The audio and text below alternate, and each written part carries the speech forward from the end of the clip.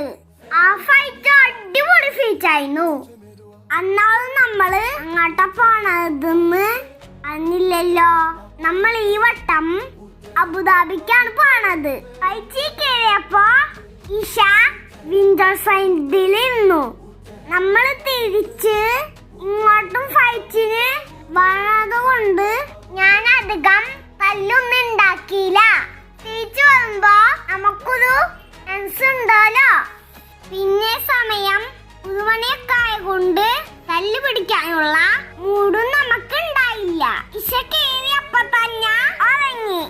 എന്റെ അടുത്ത് നിന്ന് ആ ചേച്ചി എന്തൊക്കെയോ പറയുണ്ടായിരുന്നു. ഞാനാണെങ്കിലോ നമുക്ക് കിട്ടിയ സ്ഥലം കാണി അങ്ങനെ വെച്ചാലാണ് ഇറങ്ങാൻ പറ്റാന്ന് നോക്കായിരുന്നു.